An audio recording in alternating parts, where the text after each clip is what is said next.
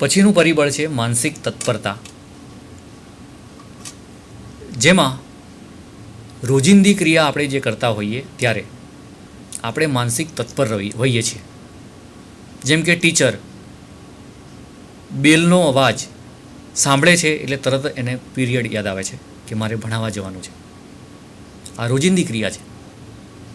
Doctor ટેલિફોનની ઘંટડી વાગે એટલે તરત જ એને એમ લાગે છે કે કોઈ પેશન્ટનો ફોન આવ્યો છે, મારે વિઝિટ ઉપર જવાનું છે. આ પ્રકારની માનસિક તત્પરતા એ જ્યારે રાત્રે ડૉક્ટર સૂઈ જાય છે ત્યારે પણ રહે છે. જેમ કે ડૉક્ટર સૂઈ ગયા છે, એમની પત્ની પણ સૂઈ ગઈ છે, અને જો ટેલિફોનની ઘંટડી રણકે તો ડૉક્ટર જાગી જશે. એનું કારણ તમને હમણાં કહ્યું તેમ કોઈ દર્દીનો ફોન હશે, વિઝિટ ઉપર જવાનું છે, એ રીતે એ જાગી જ જાય છે અનિવાર્યપણે. પણ કોઈ બાળકનો રડવાનો અવાજ આવે તો ડૉક્ટર નહીં જાગે, એ સૂઈ રહેશે, એના ધ્યાનમાં નથી આવતું. જ્યારે ડૉક્ટરની પત્ની બાળકના રડવાના અવાજથી સાંભળીને જાગી જશે, એના ધ્યાનમાં આવશે, અનિવાર્યપણે આવશે.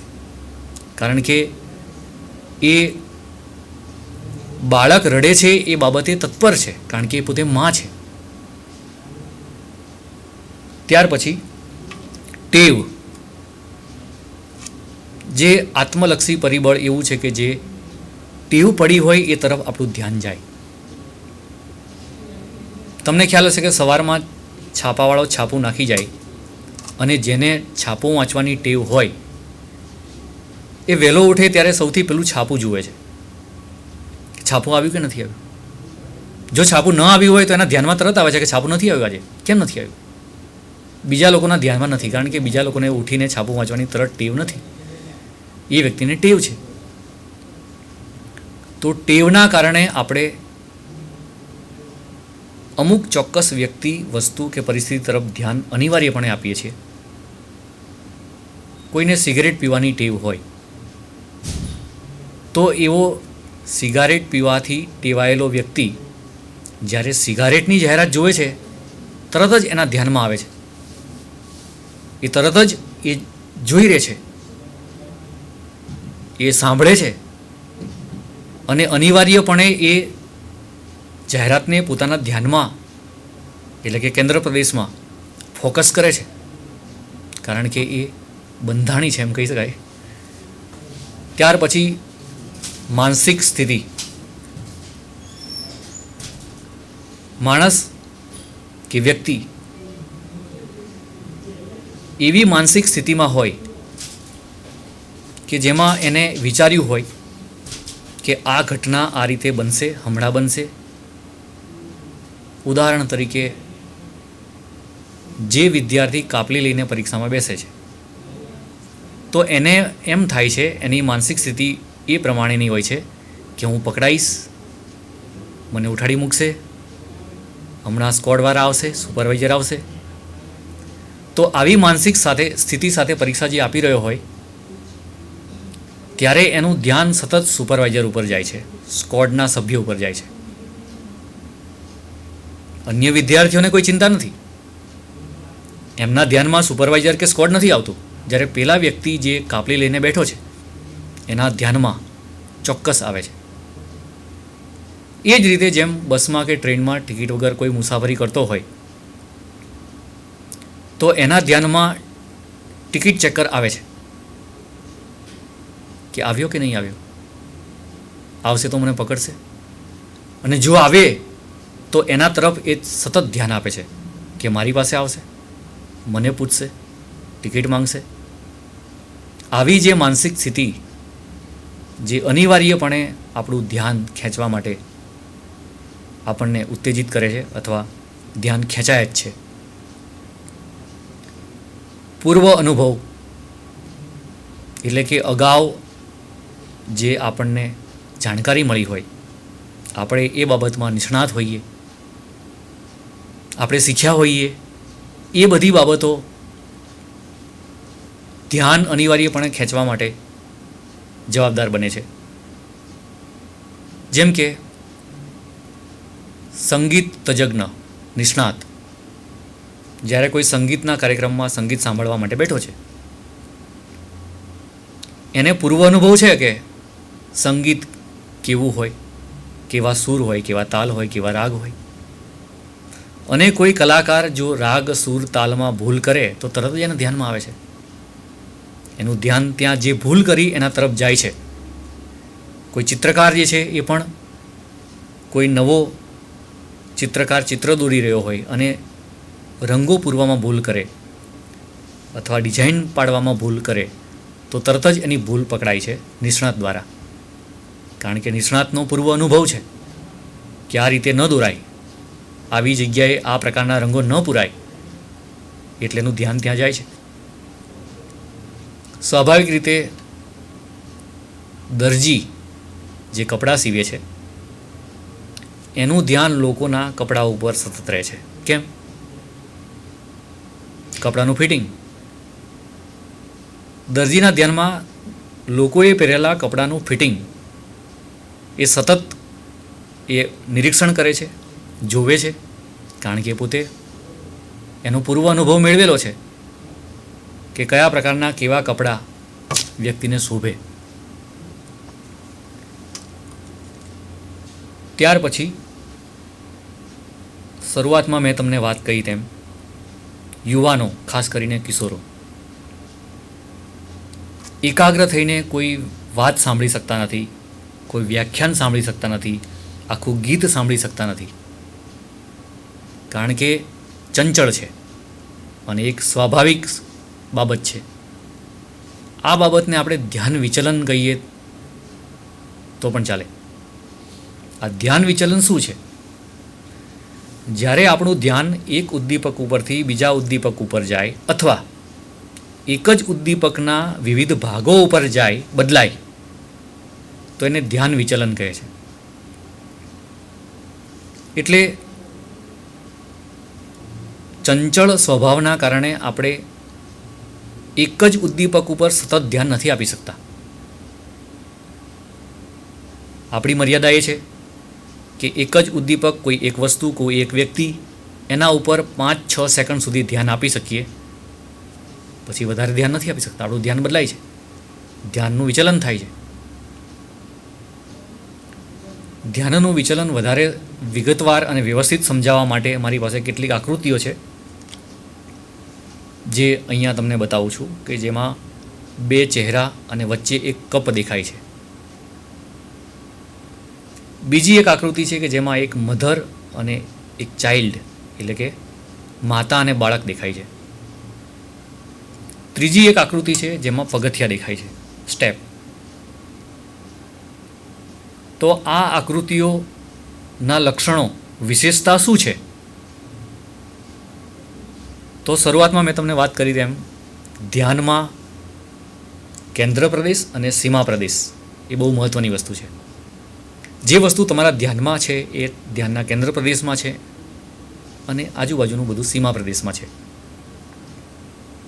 જેમ કે તમે જ્યારે ચંદ્રને જુઓ છો ત્યારે ચંદ્ર જે છે એ ધ્યાનના કેન્દ્ર પ્રદેશમાં છે, જ્યારે આકાશના તમામ તારાઓ એ સીમા પ્રદેશમાં છે. બીજી રીતે એમ કહી શકાય કે ચંદ્ર એ તમારા માટે ફિગર બને છે, આકાશ બેકગ્રાઉન્ડ બને છે. સાયકોલોજીની ભાષામાં કહીએ તો આપણી આજુબાજુની જે ઉદ્દીપક પરિસ્થિતિમાં ફિગર અને બેકગ્રાઉન્ડ, આ રીતે આપણું પ્રત્યક્ષીકરણ થાય છે, જેમાં જે આપણા ધ્યાનના કેન્દ્ર પ્રદેશમાં છે એ ફિગર છે, એના ઉપર આપણે ફોકસ કરીએ છીએ, સ્પષ્ટ દેખાય છે. જ્યારે બેકગ્રાઉન્ડમાં છે એ અસ્પષ્ટ હોય છે, એ ધ્યાનના સીમા પ્રદેશમાં છે. સ્વાભાવિક રીતે આવું આપણે જોઈએ છીએ. પણ આ જે આકૃતિઓ તમને બતાવી જેમાં આ ઘટના બનતી નથી, એમાં ફિગર અને બેકગ્રાઉન્ડ બંને સરખા પ્રમાણમાં છે. એવું લાગે છે કે બંને એકબીજા સાથે હરીફાઈ કરી રહ્યા છે. જો તમે કપને ફિગર સમજતા હોય, એ તમારા કેન્દ્ર પ્રદેશમાં હોય, તો એની પાછળ કાળો પડદો છે એ બેકગ્રાઉન્ડ છે એમ કહી શકાય. પણ પરિસ્થિતિ આખી જુદી બને છે. તમને ક્યારેક એવું લાગે છે કે 2 ચહેરા જે છે એની પાછળ સફેદ પડદો છે, સફેદ બેકગ્રાઉન્ડ છે, અને 2 ચહેરા એ તો ફિગર છે. તો એ ફિગર તમારા ધ્યાનના કેન્દ્ર પ્રદેશમાં આવે છે, જ્યારે સફેદ પડદો જે એ બેકગ્રાઉન્ડમાં છે. ત્યારે આ ચિત્રમાં તમે બહુ મજબૂત રીતે એવું વિચારો કે મને કપ દેખાય છે અને એની પાછળ કાળો પડદો દેખાય છે. તો થોડી વાર 5-6 સેકન્ડમાં જ તમારો એ દૃષ્ટિકોણ બદલાઈ જશે. તમને એવું લાગશે કે ના 2 ચહેરા છે અને પાછળ સફેદ પડદો છે, અથવા સફેદ કપ છે, એની પાછળ કાળો પડદો છે. બીજું ફિગર જે છે, બીજું ચિત્ર કે જેમાં બાળક જે કાળા કલરના રંગમાં જે દોરેલું છે, જે બેકગ્રાઉન્ડ કહી શકાય ક્યારે કે જ્યારે તમે માતાને જોઈ રહ્યા હોય ત્યારે માતાની પાછળ કાળો ભાગ એટલે કે બેકગ્રાઉન્ડ, માતાનો ચહેરો સફેદ એટલે કે ફિગર. આમાં પણ સ્પર્ધા છે. આવા ચિત્રોને વૃત્તક્રામ્ય ચિત્રો કહી શકીએ છીએ. નીચે એક ચિત્ર આપ્યું છે કે જેમાં પગથિયા છે. 2 પગથિયાની ઉપર એક પગથિયું કે જેમાં 2 પગ મૂકીને એક પગથિયું તમે ઉપર ચડો છો, એ પ્રકારનું એક ચિત્ર. પણ હવે તમને કંઈક અલગ રીતે દર્શાવું કે જેમાં એ પગથિયા નથી, પણ આપણા ઘરમાં છત ઉપર જે પીઓપી કરેલું હોય છે, એ પીઓપી કરેલા 2 ચોરસ જે સ્ટેપ અથવા ડિઝાઇન, પીઓપીની ડિઝાઇન એ તમને દેખાઈ રહેશે. તમે થોડી વાર ધ્યાનપૂર્વક જોશો તો તમને એવું લાગશે કે છત ઉપર લગાવેલી પીઓપીની ડિઝાઇન છે. પગથિયું નથી કે આપણે ઉપર ચડી જઈએ. થોડી વાર પછી પાછું તમને પગથિયું દેખાશે, થોડી વાર પછી પાછી પીઓપીની ડિઝાઇન દેખાશે. તો આ રીતે આવા ફિગરો, આવા ચિત્રો જે માણસના ધ્યાનને વિચલિત કરે છે, એટલે કે ધ્યાન વિચલન થાય છે, અનિવાર્યપણે થાય છે, ચોક્કસ થાય છે. મનોવિજ્ઞાનમાં ધ્યાન વિચલન અંગેનો પ્રયોગ આવે છે. આ પ્રયોગ જે સમજાવવામાં આવે છે, પ્રયોગ કરવામાં આવે છે, એમાં પ્રયોગ પાત્રને સામે બેસાડીને એને સૂચના કે એ રીતે આપવામાં આવે છે કે તારી સામે જે ચિત્ર છે એ ચિત્રમાં સફેદ કપ દેખાય છે, પાછળ કાળો પડદો દેખાય છે, અથવા 2 કાળા ચહેરા દેખાય છે, અથવા પાછળ સફેદ પડદો દેખાય છે. આ ચિત્ર તરફ તારે ધ્યાન આપવાનું છે અને જ્યારે તને સફેદ કપ દેખાય અને 2 કાળા ચહેરા ન દેખાય એટલા સમય દરમિયાન તારે એ ધ્યાન કપ તરફ એકાગ્ર થઈને ટકાવી રાખવાનું છે. જેવું કપ દેખાવાનું બંધ થઈ જાય અને 2 ચહેરા દેખાવાનું શરૂ થાય ત્યારે તારે પેનથી એક ટકોરો મારવાનો છે અથવા ઈશારો કરવાનો છે. આવી સૂચના આપ્યા પછી પ્રયોગ શરૂ થાય છે. સ્વાભાવિક રીતે મેં તમને કહ્યું એમ 5-6 સેકન્ડે એનું ધ્યાન વિચલિત થઈ જશે અને એ આ રીતે ટકોરો આપશે અથવા ઈશારો કરશે અને પ્રયોગ કરવાવાળો માણસ એની નોંધ કરી લેશે કે એનું ધ્યાન વિચલન થયું. 10-15 મિનિટમાં કેટલી વાર ધ્યાન વિચલન થયું એની નોંધ થાય છે અને અંતે સામે જે પ્રયોગ પાત્ર છે, જેના ઉપર પ્રયોગ થઈ રહ્યો છે, એ વ્યક્તિનું ધ્યાન વિચલન કેટલા પ્રમાણમાં છે એ જાણી શકાય છે. ધ્યાન વિચલનનું પ્રમાણ જાણ્યા પછી ધ્યાન એકાગ્રતા વિશે આપણે આગાહી કરી શકીએ કે આ વ્યક્તિ ધ્યાન એકાગ્રતા આટલો સમય સુધી રાખી શકે છે, કરી શકે છે. તમને મારો એક પ્રશ્ન છે કે શું ધ્યાન એકાગ્રતા વધારી શકાય? થોડા સમય પહેલાં મેં કહ્યું એમ ધ્યાન એ ચંચળ છે. 5-6 સેકન્ડમાં ધ્યાન વિચલિત થાય છે અનિવાર્યપણે થાય છે. તો એકાગ્રતા વધારી શકાય? ચોક્કસ વધારી શકાય છે. એના માટે પ્રયત્ન કરવો પડે અને એ બહુ જરૂરી છે. હાલના સમયમાં જે મેં તમને કિશોરો યુવાનોની જે સમસ્યા બતાવી કે જે લોકોનું ધ્યાન વિચલન વારંવાર થયા કરે છે, તો એક સમસ્યા છે, પ્રોબ્લેમ છે. એને સુધારવી જરૂરી છે. એકાગ્રતા વધારવા માટે શું કરી શકાય? તો સૌથી પહેલું તો ગમતી પ્રવૃત્તિ વિશે તમે એક નોંધ તૈયાર કરો. તમારા ગમતા ગીતો, તમારી ગમતી રમતો, તમારા ગમતા ચિત્રો, ગમતી વાર્તાઓ વગેરે જે તમને ગમે છે એનું એક કલેક્શન કરો. બીજું, નવરાશના પળોમાં તમે એને લાંબો સમય સુધી માણી શકો એવો સમય ફાળવો. કે તમને જે વાર્તા ગમે છે એ લાંબો સમય સુધી, કે 2 કલાક કે 3 કલાક સુધી તમે એને વાંચો છો, સતત વાંચો છો. કોઈ સંગીત, કોઈ ગીત, તમે એને લાંબો સમય સુધી તમે એને સાંભળો. તમે એને જુદા જુદા એના જે ભાગો છે, જેમ કે ગીત, સંગીત, એના તરફ ધ્યાન આપો અને લાંબો સમય સુધી તમે એને એક ચિત્તે સાંભળ્યા કરો. રોજિંદા કાર્યમાં પણ આ થઈ શકે છે. ઘણા માણસો એક સામટા ઘણા બધા કામ કરે છે. આવું નહીં કરો. રોજિંદા કાર્યમાં જે કામ તમે એક સંભાળતા હોય, જે કરી રહ્યા હોય, એ એકદમ એકાગ્રતાપૂર્વક પૂરું કરો. પછી બીજું કાર્ય સંભાળો, પછી ત્રીજું કાર્ય સંભાળો. આ રીતે જે કરો છો તે ચીવટથી કરો, ધ્યાન દઈને કરો.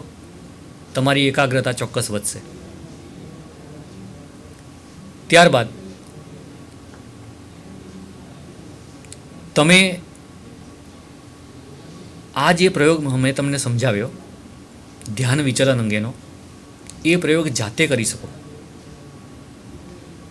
તમે એ ફિગરને તમારી સામે રાખીને તમે ધ્યાન